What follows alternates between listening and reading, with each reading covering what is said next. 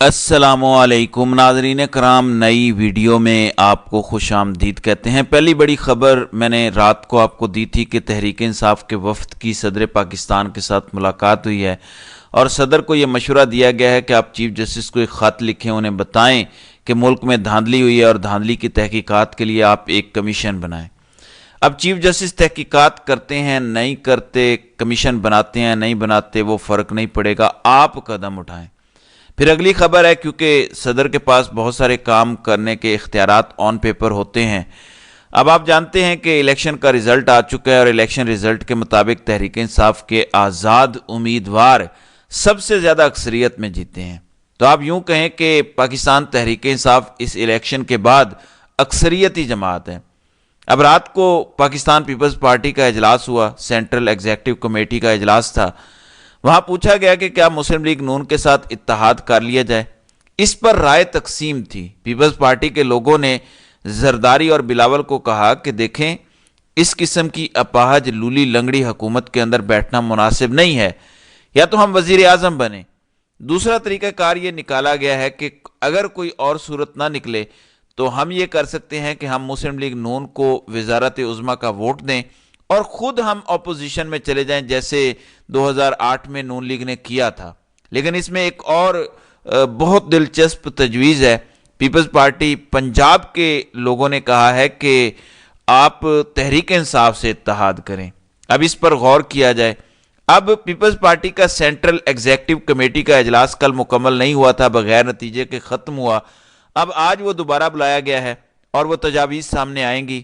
اب 4 گھنٹے کی طویل مشاورت کے دوران جب تحریک انصاف کے ساتھ اتحاد کی بات آئی تو اس پر کسی ایک نے بھی مخالفت نہیں کی، اس کی آڑ لیتے ہوئے کہ تحریک انصاف کو منایا جا سکتا ہے کہ نہیں۔ پاکستان پیپلز پارٹی نے کل یہ اعلان کیا کہ وہ تمام سیاسی جماعتوں سے مشاورت کرنے جا رہے ہیں اور تمام سے ہی رابطہ کیا جائے گا۔ اب اس پر پیپلز پارٹی نے ایک کمیٹی بھی تشکیل دے دی ہے۔ دوسری جانب تحریک انصاف کے رکن رؤف حسن نے یہ انکشاف کیا ہے کہ ایک بڑی سیاسی جماعت نے تحریک انصاف سے رابطہ کیا ہے، لیکن ہمارے منشور کے مطابق ان سے اتحاد نہیں ہو سکتا۔ کچھ ایسی بات بیرسٹر گوہر بھی کر چکے ہیں کہ ہم ان کے ساتھ اتحاد کرنے کی بجائے اپوزیشن میں بیٹھیں گے، ہم حکومت میں نہیں بیٹھیں گے۔ اب اس تجویز میں ایک بہت ہی دلچسپ پہلو ہے۔ آپ کو پتا ہے کہ صدر کے پاس یہ اختیار ہوتا ہے کہ وہ اکثریتی جماعت کو حکومت بنانے کی دعوت دیں۔ آئین اور قانون ان کو یہ اختیار دیتا ہے۔ اب کیا صدر پاکستان تحریک انصاف کو باضابطہ طور پر حکومت بنانے کی دعوت دینے جا رہے ہیں؟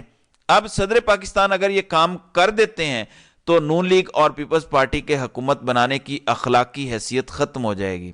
پھر اس میں دلچسپ پہلو یہ ہے کہ پیپلز پارٹی نے جہاں بہت سی تجاویز پر غور کیا ہے، پیپلز پارٹی نے وہاں پر ایک تجویز یہ بھی رکھی کہ لوگوں کے مینڈیٹ کا احترام کیا جانا چاہیے، اور کہا کہ ہمیں یہ مطالبہ کرنا چاہیے کہ صدر پاکستان انتخابات میں اکثریت حاصل کرنے والی جماعت کو باضابطہ دعوت دیں۔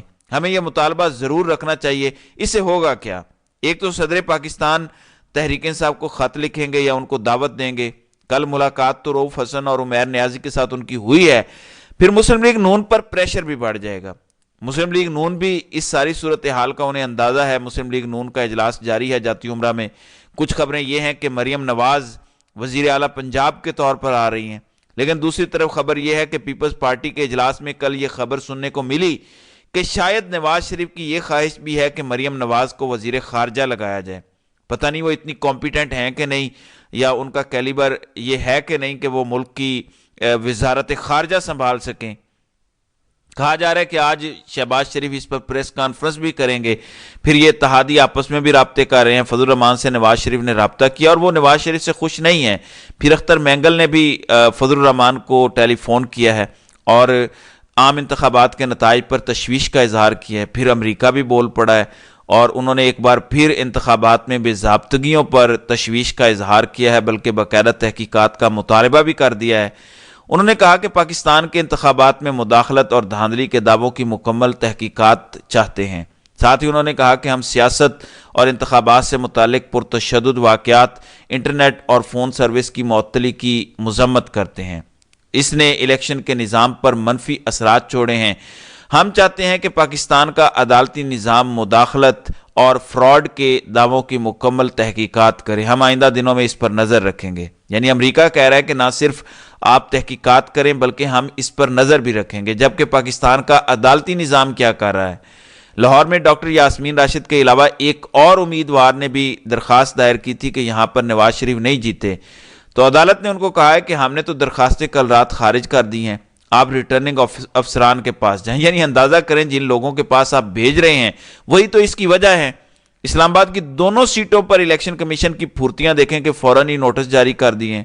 اب ان نوٹیفیکیشنز کو اسلام آباد ہائی کورٹ میں چیلنج کر دیا گیا ہے. ساتھ ہی شعیب شاہین نے کہا کہ یہ تو توہین عدالت ہے، ان کے خلاف کارروائی ہوگی. جبکہ بشرا بی بی کے حوالے سے خبر ہے، وہ چاہتی ہیں کہ انہیں بنی گالہ سے اڈیالہ جیل منتقل کیا جائے اور اس نوٹیفیکیشن کو کالعدم قرار دیا جائے جس میں بنی گالہ کو سب جیل قرار دیا گیا. تو جسٹس میاں گل حسن اورنگزیب کے سامنے یہ کیس لگا ہوا تھا جس پہ اعتراضات لگے، تو انہوں نے رجسٹرار آفس کو کہا کہ آج ہی اس کے اعتراضات دور کیے جائیں اور آج ہی درخواست کو سماعت کے لیے مقرر کیا جائے. پھر علیمہ خان کو ایف آئی اے کے انسداد دہشت گردی ونگ نے نوٹسز جاری کیے، تو لاہور ہائی کورٹ نے ایف آئی اے کو ہراساں کرنے سے روک دیا ہے. دوسری جانب پشاور ہائی کورٹ میں عمران خان کے دو میجر کھلاڑی ہیں، عاطف خان اور شہرام ترکئی. یہ دونوں رپوش ہیں لیکن الیکشن ضرور جیتے ہوئے ہیں. اب ان دونوں کی 19 فروری تک ضمانت تمام خفیہ یا ظاہری مقدمات میں منظور کر لی گئی ہے. پشاور ہائی کورٹ نے کہا کہ ان کو گرفتار نہ کیا جائے. پشاور میں ایک جرنلسٹ ہے عادل تنوڑی، انہوں نے کل یہ بتایا کہ خیبر پختونخوا کے مختلف اضلاع میں تعینات پولیس افسران، ڈی آئی جیز اور ڈی پی اوز سخت پریشان ہیں کیونکہ تحریک انصاف کی حکومت آ رہی ہے. اور یہ پریشان اس لیے ہیں کیونکہ پچھلے چند مہینوں میں انہوں نے جس طرح سے آئین شکنی کی، لوگوں کو مارا پیٹا. اب جب تحریک انصاف آئے گی تو وہ کیا ان سے کرے گی؟ اس سلسلے میں شیر افضل مروت نے ایک پریس کانفرنس بھی کی ہے اور وہ پریس کانفرنس اس وقت بہت وائرل ہے، جس میں وہ کہہ رہے ہیں کہ خیبر پختونخوا پولیس کے اعلیٰ افسران کو ہم جیلوں میں بھیجیں گے. جس میں انہوں نے کہا کہ I G Khyber Pakhtunkhwa, 3 D I Gs, 60 D P Os اور آر پی اوز کے بھی انہوں نے نام لیے. انہوں نے کہا کہ آپ نے ہمارے لوگوں پر کیسز بنائے، اب آپ وہ کیسز ثابت کریں گے، اگر آپ ثابت نہیں کرتے تو پھر آپ کو جیلوں میں جانا پڑے گا. اب ایک جانب امریکہ الیکشن پر بول رہا ہے، پھر پاکستان کے وہ ادارے جو الیکشن کے پروسیس کو دیکھتے ہیں یا آبزرور کے طور پر کام کرتے ہیں وہ بھی یہی کہہ رہے ہیں. مثال کے طور پر فافن کہہ رہا ہے کہ نتائج کی تیاری میں آروز نے قانونی تقاضے پورے نہیں کیے. وہ کہتے ہیں کہ ان کے مشاہدے میں 260 میں سے 135 آروز نے قانونی تقاضے پورے نہیں کیے. خاص کر فارم 47 کا اجرا امیدواروں، ان کے ایجنٹس اور مجاز مبصرین کی موجودگی میں ہونا چاہیے. پھر انہوں نے یہ بھی کہا کہ ایون فافن کے لوگوں کو بھی انتخابی عمل کا جائزہ نہیں لینے دیا گیا اور انہیں روکا گیا. اس سے آپ اندازہ لگائیے کہ میڈیا کے لوگوں کے ساتھ کس طرح سے یہ سارا کچھ کیا گیا. اب جبکہ پاکستان تحریک انصاف جیت گئی ہے لیکن جیتنے والوں کو حکومت بھی نہیں بنانے دی جا رہی، ہارنے والوں کی حکومت بنائی جا رہی ہے. پھر آج صبح سویرے پاکستان سٹاک ایکسچینج کھلتے ہی 949 پوائنٹس کی اس میں کمی آئی اچانک. اب پتہ چلا کہ 1500 کے قریب سٹاک مارکیٹ دوبارہ گر گئی ہے.